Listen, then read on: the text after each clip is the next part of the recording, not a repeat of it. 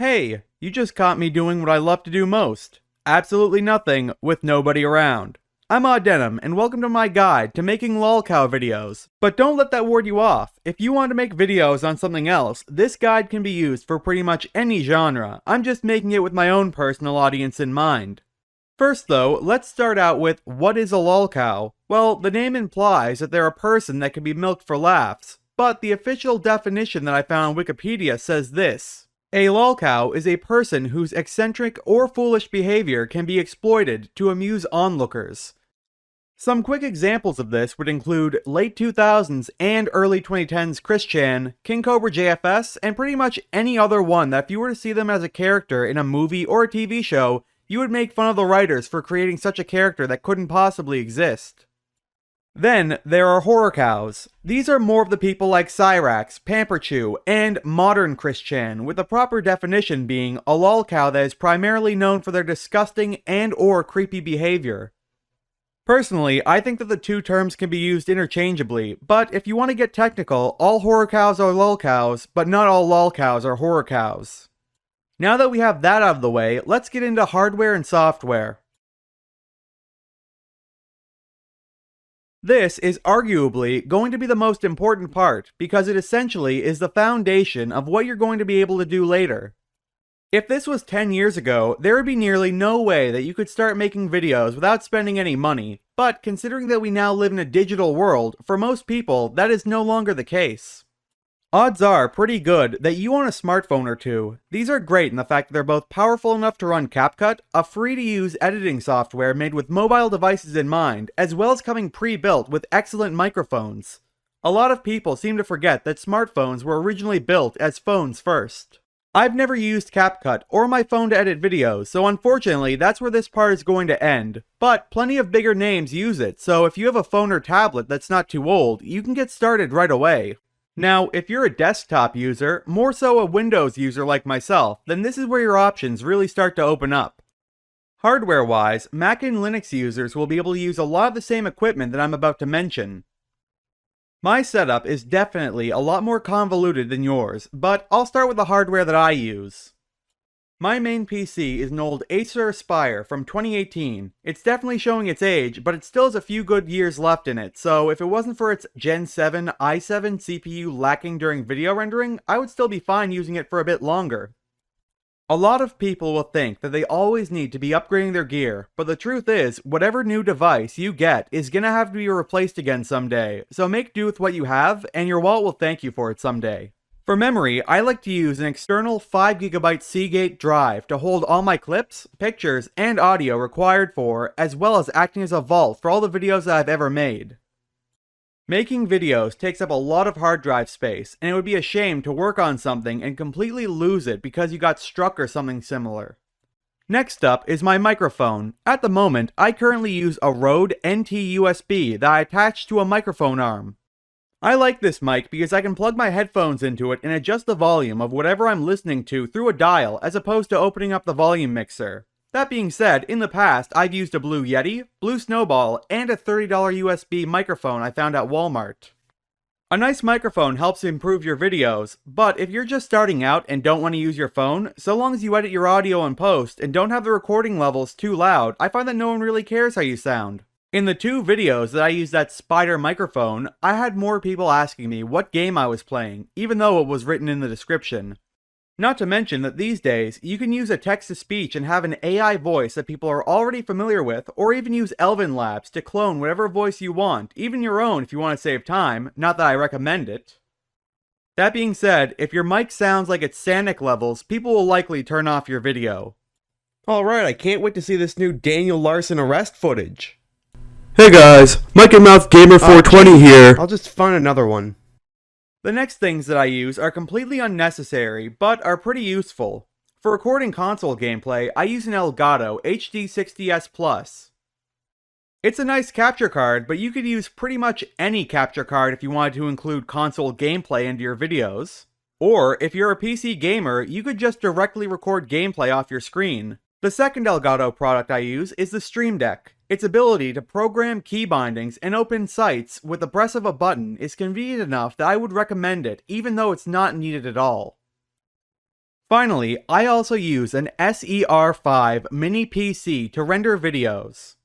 This is also one of the reasons I use a portable hard drive as opposed to an internal one. This is also unnecessary if you already have a PC, but in my case, it was a lot cheaper to get a mini PC with a CPU much better than my desktops than it was to upgrade everything on it.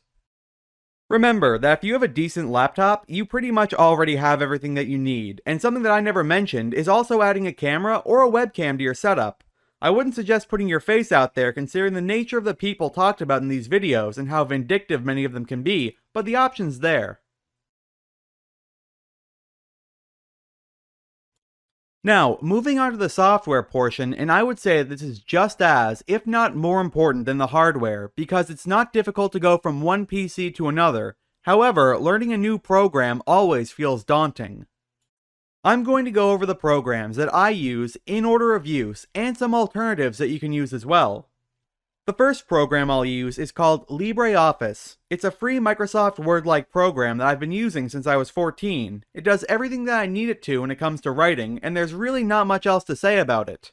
Of course, you could also use programs like Notepad, Microsoft Word, or even do it on Google Drive, so that way you could work on the script on different computers, should that be something that you want to do. These videos can absolutely be done unscripted, but I would highly recommend at least having a template of what to say. Next up is a program called Action Game Recorder. Despite its name implying that it's for recording gameplay, it's actually an amazing screen recorder that allows you to switch between files that you're recording to, hard drives, microphones, and devices with no more than 2 mouse clicks. You can even record in 240 FPS 4K if your computer can handle it. Action also has the added benefit that it's designed to recover any lost recordings should it crash or you lose power, and if you're still worried, you can set it to record in increments of say 20 minutes, where it'll immediately start recording where the first section stops. The only issue that many of you are going to have is that Action is not a free program, and it will run you around $30 as of this video, but I would say that it's absolutely worth it, and it's been used in every single one of my videos. Obviously, the best alternative for Action would be OBS. OBS, or Open Broadcast Software as it's also known, is currently the most popular screen recorder, and it's easy to see why. OBS can record gameplay and your screen just as well as Action can, and it also has the added benefit that you can use it to live stream as well once you know what you're doing. The fact that OBS has an excellent sound suppression and compressor filter means that even though I'm an Action kind of guy, I still use OBS in my recording stage, which I'll go into more once we get there. Speaking of recording, I use a program called Audacity to record and modify all of my audio. Like OBS, Audacity is a free program with a million tutorials online, so it won't take you too long to get into using it. There are plenty of other programs that you could use to record your voice, such as Goldwave, GarageBand, and Voice Recorder, but I would just stick with Audacity. It's free, it works, and unless you're making music, you don't really need anything else. The next program I'm going to talk about will be the most controversial one, because choosing an editing software is like choosing Super Nintendo or Genesis. Once you've chosen, that's pretty much it. I use Vegas 18 to edit all of my videos, and before I used Vegas 18, I used Vegas 14. Vegas 1 came out all the way back in 1999 and was designed as an audio editor that added a video feature in the next version, Vegas 2, in the year 2000. This makes it very different from many other video editors that were designed to mimic how editors would have to use physical film when editing. Vegas is an incredibly capable video editor that I would highly recommend. However, there is a catch. From my experience, Vegas is nowhere near as good as other editing software when it comes to transitions. I don't find that as too much of an issue, but you might. The second is that Vegas isn't free, and it's actually quite pricey. The version of Vegas that I use is 3 years old and costs $180 as of recording. I've definitely made back the money that I've spent on Vegas, and it goes on sale every now and then, which is why I upgrade from 14 in the first place. I've even seen it pop up on Humble Bundles before, but remember that you often get what you pay for, and personally I would buy Vegas again. In the world of video editing software, your options are as open as they can be. The most popular alternatives would be iMovie for all you Mac users, DaVinci Resolve, CapCut, and of course Adobe Premiere. Each of them have their advantages and disadvantages. CapCut, as well as being available for mobile devices, also has a free desktop version, and if you start editing on your phone, I would assume that would be a very easy transition. CapCut was also made with digital media in mind, so it's not going to look like you're editing actual film. DaVinci Resolve is also free, but it has many of its features hidden behind a $300 paywall, and Premiere is a total of $250 a year, split between $21 a month. Makes Vegas seem pretty cheap now in comparison, huh? Both Premiere and DaVinci are very similar from my understanding, and were designed to work the way that film editors had to work back when actual film was used for an easy transition to digital media. Great for the boomers, but pretty bad now. Personally, I would suggest going with Vegas or CapCut if you're starting out, but note that I am very biased towards Vegas. Humble Bundle and Steam also often have sales on these kinds of things, so be sure to watch out for a good deal. Finally, we're going to go over image editors for your thumbnails. Videos with thumbnails will do a lot better than videos without them, and like video editing softwares, you have many options. Personally, I use Canva. It's a subscription service that I find to be well worth the price. In Canva, you get AI text to image, a gigantic gallery of stock footage and images, templates that you can use as you're learning how to use Canva, a video editor that I wouldn't recommend but is there, and of course the most important part, the background remove feature, something that is an absolute pain to do manually. Canva might be a subscription service, but I find that it's well worth the cost, and you can do a lot more than just thumbnails. I did that whole walking animation in Canva, for example. There's also a free version that you can use that has much less options, however it's still great for making thumbnails. The alternatives for Canva would be Photoshop or GIMP 2.0. Should you have picked Premiere Pro as your editing software earlier, then Photoshop is an obvious choice. However, if you're looking to spend as little money as possible, GIMP 2.0 is also a very capable photo editor that is completely free. That being said, I would suggest using Canva's free version and moving on to the paid version if you find it to be worth it. When you think of a YouTuber's name, one of two things pop into your head: their face or their avatar. Like I said earlier, considering how a lot of these lolcows can be the most vindictive people on the planet, using an avatar as opposed to your face is one of the easiest way to protect yourself from getting doxxed, and God forbid swatted. I mean, I want you to imagine you get called into your boss's office because Cyrax printed out a picture of you and started screaming about you in a video. Hey boss, you wanted to see me? Mark, I gotta ask, can you explain this to me? No, Mark, you need to leave me and my family alone. Because of you, I can't sleep at night because I'm always crying myself to sleep. No, boss, you don't get it. Let me explain. On a bike path in Alaska back in 1994. I would also suggest not using any copywritten character for an avatar just to make it easier on yourself later, especially if you want to sell something like stickers or coffee mugs.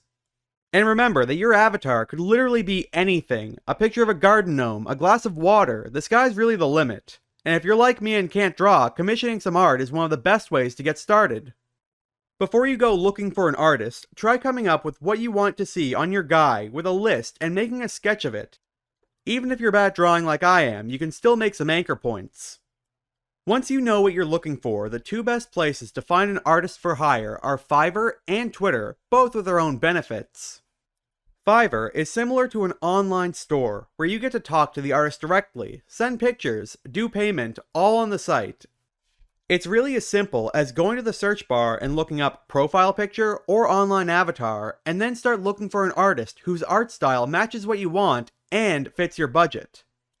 The other option is Twitter, and I would suggest doing this for your second go around. A lot of artists will dip their toes, so to speak, by doing commission work there first, and because there's no middleman, you can both get a really good deal, as well as find your go-to guy for any art you might be looking for in the future. That being said, payment is all done off-platform, and the risks are a bit higher. I've heard of people getting scammed going this route. Next, I would recommend to watch out for people selling AI art, claiming to have drawn it themselves. I don't have anything against AI-generated art, but unless they made a Laura, the avatar will never look the same from a different angle, or should you need a revision made. Of course, if you want to use AI art for a model and you understand Stable Diffusion, I would say go for it. And if you can draw yourself, that's even better. Just remember the uncanny valley. Make sure your avatar looks either good or really shitty. Like if you saw this guy drew in 30 seconds on Microsoft Paint in the quarter of my average video, would you really turn it off? Another option that's getting more popular is a VTuber model. A fully customized and rigged VTube model can get very expensive. There are, however, plenty of apps and programs that will let you make one for free, such as Customcast, Reality, and Vroid.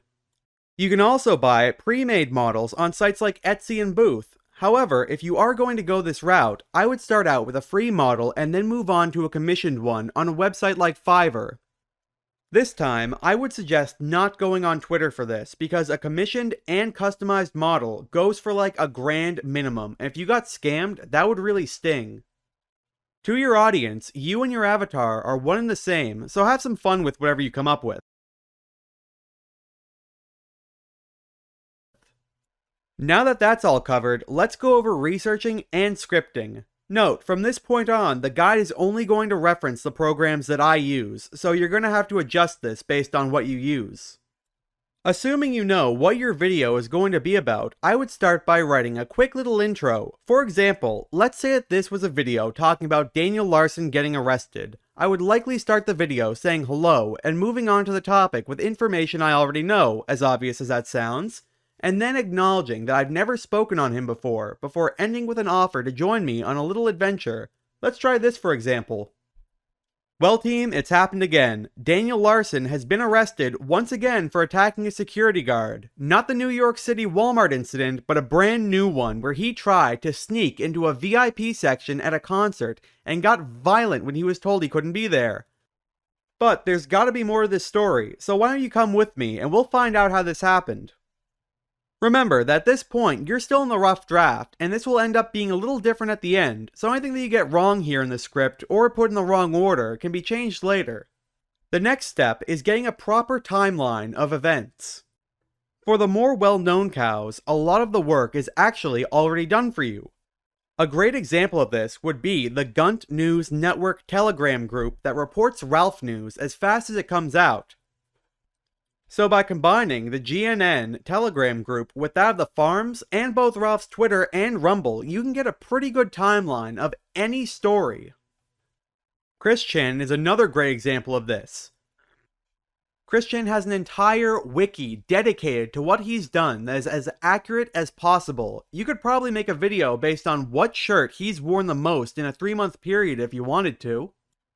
Thanks to Archivers, Fedsmokers Fiends, and Enboy, I can almost always get a very well put together timeline that when combined with Cyrus's farm thread, his YouTube channel should he have one at the time, Marty's channel, and all the other Raxverse characters, we can get a pretty full timeline that's very accurate. So if we were going to go further into this Daniel Larson video, how would we go about making a Daniel Larson timeline? Well, if we take his active YouTube channel, r/Daniel Larson, the Daniel Larson World Discord server, and his farms thread, we would be able to get a pretty accurate order of events that we could then put together for a video.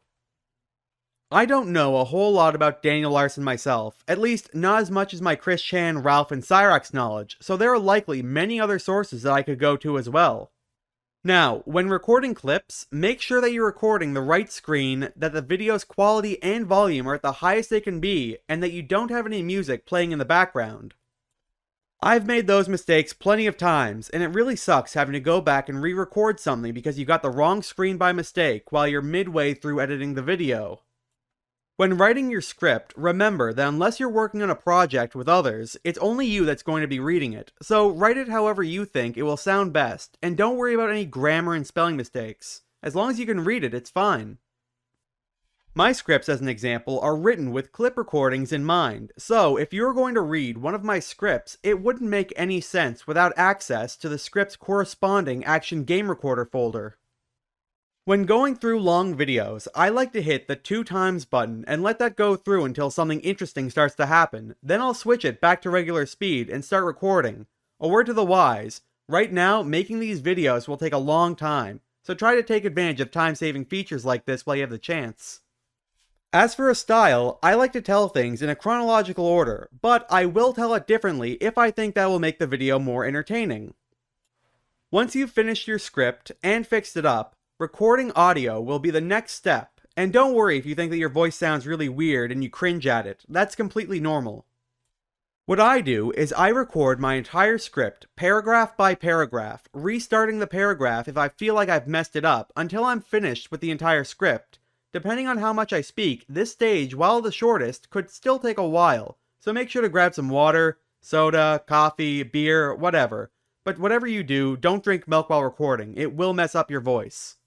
A little trick I found was if you set your Audacity's audio host to WASP, then you can set your audio input device to your speakers. Now, why would you want to do this?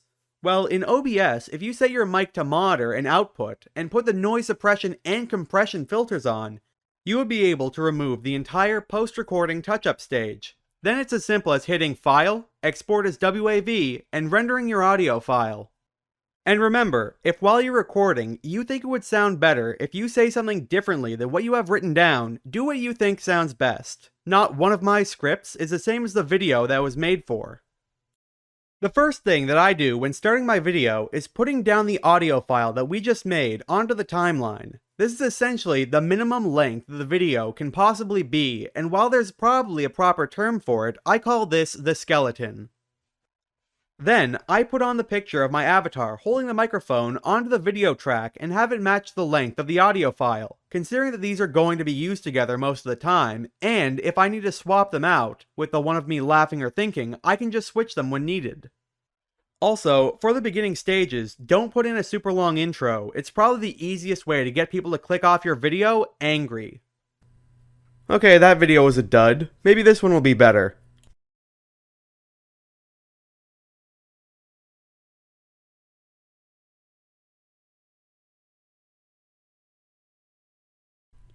How long is this fucking intro? I bet the arrest footage isn't half this long. I'm not watching this guy again. From that point on, it's pretty much just me splitting the audio and adding the clips that were recorded in the planned order, as disappointing as that might sound. I will, however, have two audio tracks, one for regular audio and one for quiet audio that's boosted to 12 decibels. Once this is finished, I'll render the audio as an MP3 and bring it back into Audacity, where I'll put the compressor filter onto it. What this does is brings all the audio to a closer level so your audience isn't watching your video with one hand on the volume mixer at all times. You probably remember what it was like getting yelled at as a kid to lower down the TV volume because the commercials were way louder than the show was. After exporting the audio, I'll bring it back into Vegas and add what's known as B-roll. Essentially, in my case, that's where I add in the gameplay that I always have running in the background. But honestly, you could have anything instead, such as synthwave animations, nature videos, or even a video of you walking your dog. Like some of the biggest channels just have a static image, so whatever you do should be fine. From that point on, I'll render the video under its name, adding RAW to it so I know which version it is later. I render videos at 1080p 60 FPS, but you can do 720 30 FPS if required, and I doubt many people will care. If you do long-form videos like I do, I get comments from people all the time saying that they like to listen to my videos while at work, gaming, and driving. So for that portion of your audience, it doesn't matter what you render your videos at because they won't see it anyways. Once the raw version is done, then it's time to get to the part that I hate the most, the censored cut. By this point, you're getting close to the end, so putting in the extra effort to keep your video and channel from getting a hit is a little work that will pay off a lot later. I'm sure that any other creators will tell you that the first time they get a video taken down, it's pretty scary. Plus, your main goal should be entering the YouTube Partner Program while you're starting your channel. Even if you don't want the money, watching yourself get closer and closer to some preset goals is a really good motivator. The best way to do the censored YouTube cut is to sit down and focus on the video like a hunting dog for anything that you wouldn't hear on cable TV, such as slurs, F-bombs if there's too many of them, but you also have to make sure there are no phone numbers, license plates, home addresses, mailing addresses, and I'm assuming social security numbers, even though I'm not aware of anyone that's gotten hit for that yet. You also need to make sure that you're extra careful covering tragic incidents such as certain crimes and loss of life. Example, if you're editing a video and someone tells another person to self-sunset, I would edit that out of the video. I haven't seen anyone get hit for saying someone's full name, including myself, so as of right now, it seems to be acceptable, and I'd assume that it'll be acceptable for years to come, considering news shows, reality TV, and documentaries use full names often. What I now do is I'll add a second audio track set to mute, and anything that I'm taking out of the YouTube version will be brought onto that separate track. You now have two options with this muted audio. You could leave it muted, or you could add the bleep. The bleep, while funnier, will start to take its toll on you the more that you have to do it. I once counted how many times I muted the audio on one of my Cyrax videos, and it was 177 times. Trust me, you're not getting paid by the hour. Save yourself the headache. Once you're done the censored cut, congratulations! You can now post the version to YouTube, and the uncut version could be a Patreon exclusive, the Rumble version, or you could upload it on a secondary channel. You made it, so it's your choice. I can't give any advice for making thumbnails and naming your videos, as that's something that depends on your own style, vision, and creativity. But for your video descriptions, rather than writing an article on a video you just made, what I do is go into ChatGPT and tell it the main points of the video. Then, I'll tell it to write me 5 video descriptions built for maximum growth. Then, once that's finished, I'll then tell ChatGPT to combine all those into one single video description. My best advice for growing your channel is to keep working on it and try to do a little better than before each time. This might go against everything you've ever heard in your life, but time and hard work don't make a good product. You need time, effort, and to continually be getting better. It's not like you're charging money for these videos, you're offering a free product, so if you start pumping out quality videos, people will start watching and start talking about you. And I gotta warn you in advance, this can take a while. On New Year's Eve 2022, I had roughly 73 subscribers and reached 1,000 subs 1 year later on New Year's Eve 2022. The first 1,000 is by far the hardest, but after that, it goes by much faster, and I would assume that that keeps scaling. Also, don't go around copying people. There's nothing wrong with doing what works, and I'm not telling you to reinvent the wheel, but tell me, if you clicked onto this, would you keep watching, or just say this is a base shaman knockoff and leave? Welcome and hello everyone, how are all of you doing? It's great to see each and every one of you in the chat, and remember to scooch over for others because we're going for a long ride on this short bus. Now, at this point, if everything has gone right, you'll be a monetized channel in the partner program, and it's time to talk about monetization. At this point, you can add memberships, link a store, turn on super chats and super thanks, as well as run ads. Remember, at this point, you put a lot of work in, so it's your decision on what you turn on and what you don't. That being said, once you do start to make money off this, make sure to put some money back into the channel and don't e-beg for things. I'm going to pass on something that I heard Jim say, and unfortunately I wasn't able to find a clip of it. Don't be bitter, be better. If you want an audience, work for it. Once you start working on these, you're going to see people do videos where they just read straight off the farms, or directly read an article from the quickie without adding anything to it, and it's going to make you mad to see someone doing so much better than you while doing so much less work. But I guarantee that if you use that to drive yourself further, you'll get the success that you're looking for. Also, remember this. While you might be competing with everyone else making these videos, myself included, odds are that if any combo of Lolcow documenters you can think of met up IRL, they would probably get along just fine, so don't be afraid to say hello. From this point on, it's up to you on what happens next. Maybe you just wanted to watch some of my new videos, maybe you were interested in making your own videos, or maybe you just wanted to see some behind the scenes content. Whatever it was, thanks for coming by. Since coming up with a video idea is a bit harder than you'd think, I'll give a little idea that you can try out. If you're looking to start a video, try going to the quickie, hit random page 5 times, then pick one topic and make a video on whatever it's about. Good luck! Now, I gotta get back to work on the next video. As always, thanks for watching, and hopefully I'll see you soon. But wait, what's this? Man, is that thing even real? I've been sailing around here for like 43 hours. I want to know why you did this to me. It is real. Alright, time to get this thing.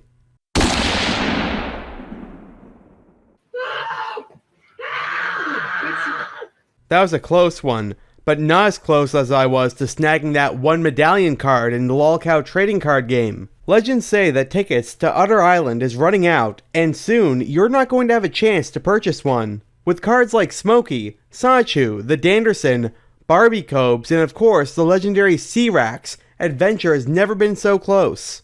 So if you're interested in getting your hands on some Lolcow trading cards, hit up my affiliate link down below.